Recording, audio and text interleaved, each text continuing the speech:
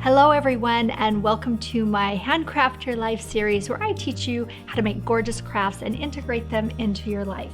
Today I'm going to teach you how to make this very simple and yet beautiful crepe paper magnolia. I'm using this magnolia all over my house this year. It's going to be on my tree, on wreaths. I'm even using it as a gift topper. So it's such a great flower to know how to make, and I think this year is kind of nice to do something a little less traditional than the poinsettia, even though we love that poinsettia, and do something like a magnolia. All of the materials that I'm using to make this magnolia you can find in our shop, which is feltpaperscissors.com. I'm using the gold extra fine crepe paper, which comes in a 3-pack of gold, copper, and silver, and it's great to have around for the holidays. For the magnolia, I'm using the white and vanilla and chiffon 2-pack. You can also use a single white on white if you want to. For the leaves, I'm using one of the colors out of our 2-pack double-sided greens. And again, you can use any of the colors that you want to out of that pack. The berries are made from these 10mm cotton spun balls. And then I'm using this brown binding wire, both for the berry sprigs and for the leaves. The other materials that I'm using is this quick dry tacky glue, as well as a hot glue gun. I also have some gold paint, or you can use a gold pen. For my tools, I have an array of scissors, my craft scissors, my fine point scissors, and then a pair of pinking shears, and that is optional. For this flower, we're also supplying an SVG cut file so that you can cut it out with a cutting machine that has a rotary blade. I'm also using a curling tool and some wire cutters. We'll cut this wire to go right into these balls, and we'll start with these little ball berries because we're going to want them to dry. So I'm going to cut about 4 inches of wire, and I'll need 5 of those, one for each of the balls. There's 3. And the rest of this, I'll use it for the base of my flower and for the center of my leaves. Then I'll take my hot glue gun, and if you spin your little paper ball around, you'll see that on one side there's somewhat of a hole. If you place the nose of your hot glue gun right inside that hole, it will pop open if it's not already. Just fill that up with glue and slide the wire right in, and then just let that cool. I'll do it for all 5. I love using these cotton spun balls. As you know, in our studio, we're really trying to be a little more eco-friendly and not use foam, because foam will never break down. These cotton spun balls are actually from Germany, and they're vintage, just like the crepe paper. So we'll go ahead and do these first because I'll want them to dry. There's several different methods. If you want to spray paint them, you can use a gold spray paint. You can use the gold, paint, like I showed you, this little craft jar of paint, or you can also just use a gold marker. So I'll shake that up. This one is the Pin Touch by Sakura. I'm just going to use this paper towel so I don't get this on my tabletop. Give it a nice shake, and you can just color the ball. We're also going to use this gold foil on the tips of our petals, so keep it around, keep it handy. I'm just going to set these aside and let them dry, and then we'll start by cutting out all of our petals and leaves. So I've cut all of my petals, and I actually cut them on the cutting machine, but you can do them by hand. If you want to learn how to cut crepe paper on a cutting machine, we've actually created a whole video for that with all the settings for both your Cricut and your Silhouette. But just to show you the other option, I'm going to go ahead and cut the leaves by hand. So I'll start with my gold leaf. And you can see on this pattern there's some little lines, and this is really important. You need to follow the lines with the grain line because that will really change the look of your leaf or your petal either way. So I just want to make my paper the same width as my leaf, and I'll just cut it the length. Now you can see there's only a pattern on half of that, so I'll go ahead and trim the flat side. And then I'll flip it around so that the grain is going the same direction, flat side to flat side. Go ahead and kind of tamp that down, and then I'll cut around the outside of the leaf. Now, the beautiful thing about this technique is that you then have this beautiful V shape. However, as you can see, the gold and the double-sided has a different color on the back side. So if I place them on the table, you can see the gold is up and I have two sides of one side of the leaf, which would be the left side. Now I'll go ahead and cut the right side. In order to do this, I'll actually have to flip my pattern over so it's face down, and then just do the same thing. Make sure that the grain lines up. With the lines, you have to maybe take a sneak peek. There we go. You can see it where the fold is, that it's lined up. And now this is only if you're cutting these by hand. We have this preset for you if you're cutting it with the cutting machine so that you get all the leaves the way that you need them. If you're using just a heavy or a extra fine crepe paper, you could cut one leaf with one cut because the paper's the same on both sides. Okay, there we go. There's two leaves, and you can see this beautiful V cut and how the grain really enhances the look of the leaf. I'm going to do the same thing with the green leaves. Now they're a little bit bigger, so I have a different pattern. Do the same thing where I'll place it with the grain line. And for this paper, we have a darker green on one side and a lighter green on the other side. And you know, technically you could have half the leaf dark and half the leaf light. That's really pretty. Sometimes we do like to do that. But in this case, I think I want them the same color. Flip that around. You can make as many leaves as you want to with the crepe paper that you have. And you might have some extra, so you could have some extra leaves. On the pattern, I suggest to cut one gold and two green, but I have two gold, so I might just go ahead and use them. So again, I'm going to flip it over to make for sure that I have my matching right side. Don't worry about any of the creases in your crepe paper. We'll actually get these out by curling the paper and by adding the wire into the spine. You will not see them. If you are worried about them, you actually can. You can iron this paper. I would just not use steam. The Easy Press is a really great way to iron this paper. So there's my matching leaves. And technically, I can go like that as well. There we go, 3 different colors of leaves. So that's ready. Now, this is someplace that you will not be able to use your cutting machine, and that's the center piece that we're going to put along the wire to form the center of the flower.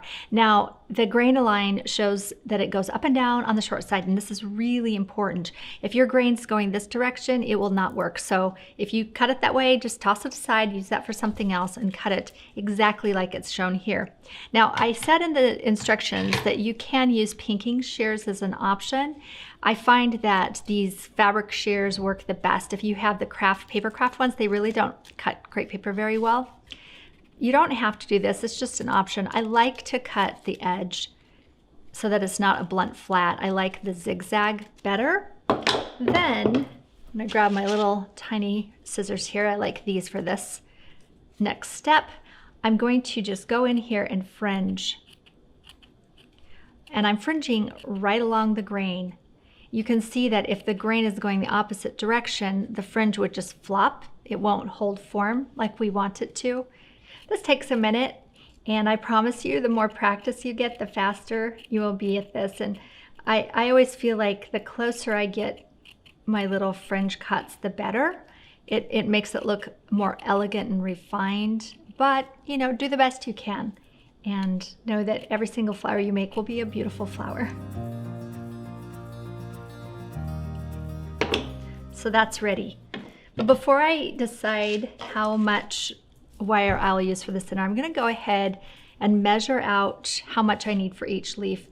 I'll want the whole length of the inside of the leaf, plus maybe an inch or 2 extra.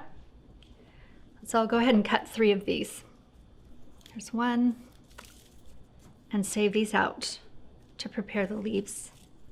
I have quite a bit left, so we have plenty here. I absolutely love this wire. It's one of my new favorite things. I'm using this flower as a gift topper, so I don't need a whole lot of stem. If you're using it on a wreath or you want it in a vase, you might want to consider making the stem longer. If not, I would say go ahead and cut about 5 inches folded, so about 10 inches total, and then fold it in half. Go ahead and cut that wire. And I'm going to bend it nice and tight here. I love how my fingers have gold paint on them. That makes me feel like a crafter. All right, then we'll put some glue right on the edge. And just to get it started.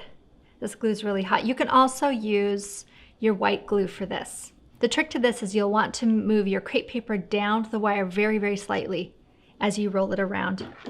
You only want your end to be, I would say, about an inch at the most. So I'll probably stack it a couple times and then move it down and stack it a few times. You can see how slow this is going. With the hot glue, the nice thing is you can still position it, actually with the white glue as well. So you can see how I'm not moving it down the stem very much, just very, very slightly. Okay, there we go. I'm going to pinch it off. And you can see how gorgeous that just splays out. And then you can use your fingers to give it a little bit more texture. Now let's go ahead and shape all of our petals. And this is a two-part process because I'm going to use my curling tool and I'm going to stretch. So for this, I want to just very, very gently in the center of each petal, just stretch, I would say about a penny for the small ones, maybe a quarter for the 2 sets of larger ones. Then with my curling tool, I'll just run that right along my thumb to give it just a bit more curl. And then on the end of it, I want to give it a nice big curl so that it opens up when I glue it onto the stem. I'll do that to all of them.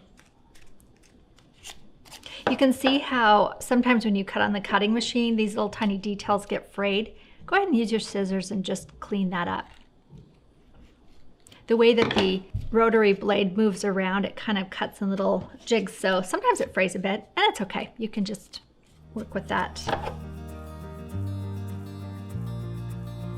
If you don't have a curling tool, you can use maybe a scraper tool from one of your cutting machines, or you can use a credit card. This curling tool is my favorite. It was made especially just for this task, but there's other things you can use. You can also use the edge of your scissors. That's how I used to do it. On this last petal, I actually curled it before I stretched it. You can do it either way. All right, those are ready to go. So we'll start with the smallest. Again, you can use your hot glue or you can use your white glue, either one. And I'll place the 3 petals right at the edge here where you can see the gold stops and the stem starts. I'll put it right underneath where the gold stopped. And I'll want to make somewhat of a triangular shape with my petals. Like this. There's the first 3. The second 3, we're not going to put them exactly halfway between the small petals. We'll actually nudge it a little bit to one side so that we have room for the third and the last 3 petals.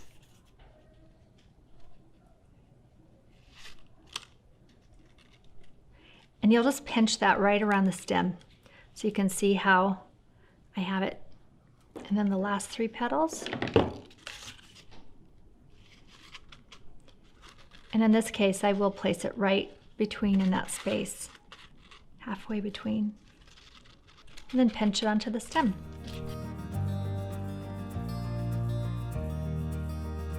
Okay, there we have a flower. I want to show you a little tip on how to finish the back side. If this goes on to a gift or if it's on a wreath that you can see the back side, you might want to finish that out. So you can use floral tape if you want to, but this is something I really love to do around Christmas. So I'll take some of my scrap gold and I'm just going to cut it, I would say about 1/2 inch. Use my tacky glue, and I will actually use this as if it's floral tape. Just put some tacky glue right there on the end, and then I'll wrap that right on around the base of my flower. Add some more tacky glue. I think I'll go ahead and just put tacky glue all the way down this little piece of crepe. You don't need a lot. I think I put too much on because it does soften the crepe paper really fast. And then you'll just roll that right down the stem. I'll let that dry first, then we'll go back. The last thing that you'll do on these flowers is grab your pen again, give it a good shake, and then very gently dab it right at the top of your petal where the petal splits. You can see how the gold just looks great right in that little notch. Okay, that's looking better. I'm going to do one more just to give it a little bit more polish since I overglued it last time and I had it sliding off the top. So as you can see, I want to make it nice and even at the top of my flower, and I'm stretching the crepe paper as I wrap it around. So instead of putting the glue onto the crepe paper, this time I'll just do a bead of glue down the stem. That will be plenty. Now the trick is to get your hands in the right position so you don't get them glued. Maybe takes a little bit of juggling here. There we go, that looks beautiful. You can go ahead and do that all the way down the stem. In this case, I think I want a shorter stem, so I'm going to cut that off, and then I'll use just one final piece. I don't need the whole thing because it's just a bit to finish off the base. Okay, there you go. So the last step that we'll do for the flower itself are the actual leaves.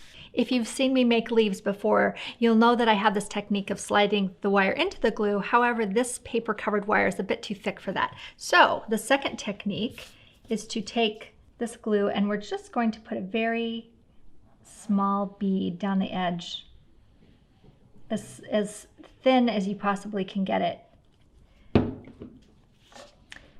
Place the wire right on top, and this is why you want your wire as straight as possible. There'll be a little bit of glue that, you know, creeps out the edges, but that's okay because it will dry clear. And if you feel like you need it, if you have too much glue, you may not need this, but in this case I don't have a lot, so I'll go ahead and put one more bead of glue onto the top of the wire and then onto the tip. You can notice that I didn't put the wire all the way to the tip. And I'll place that very carefully on top, so I'm sandwiching the wire, and with my hopefully clean fingers, no sticky glue fingers, I'll very carefully press that down. For this process, I really do prefer the tacky glue over the hot glue because the hot glue seems to get really thick when you're sandwiching the wire between. I just noticed I have some glue stuck to my fingers and it just stuck to the leaf. So I'll just use these little tiny tweezers to pull it off. I'll let that dry and then go ahead and do that to the rest of your leaves.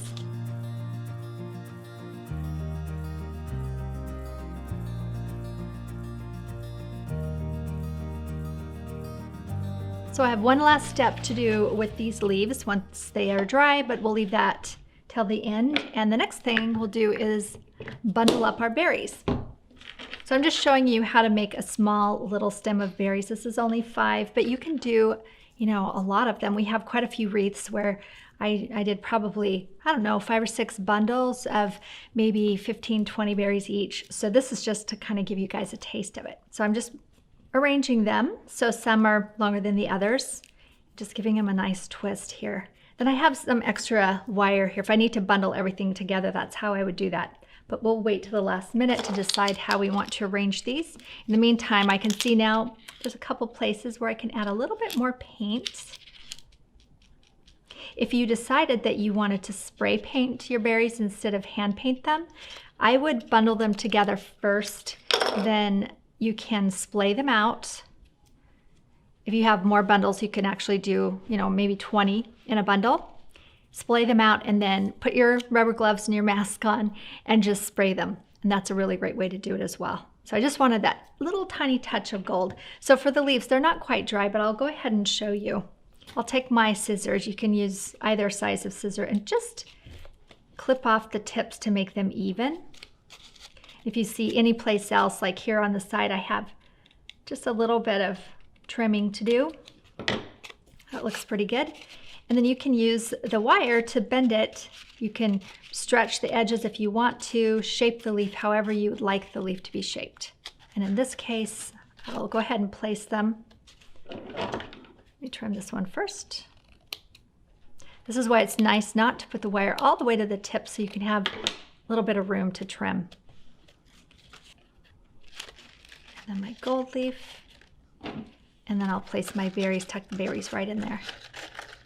Just to give you guys a few different options on finishing out your magnolia stems. I actually saw this in a wedding florist magazine the other day where they took this beautiful binding wire and they wrapped it around the boutonniere stem, which I thought was really beautiful because it gave an earthier feel to it. So I think that's what I'll do for this one. You could do this, and then if you wanted gold, you could add the gold on top instead. I mean, there's so many different options. You can cover it with ribbon. Once I'm down close to the tip, I'll let a little bit of gold, I'll just go right back up. Just let a little bit of gold show. Now I can wear it. There we have it. You can put it onto wreath forms. You can use actual green wreaths that you buy at the grocery store and then add a few of these beautiful magnolias into the wreath as well. Use them as gift toppers. There are so many ways to use this. We would love to see how you use this gorgeous magnolia in your Christmas decorations. So make sure and tag us on all of your social with #MadeWithLeah. And be sure and watch our Christmas tree reveal because you're going to see this magnolia along with a bunch of its little friends decorating my Christmas tree.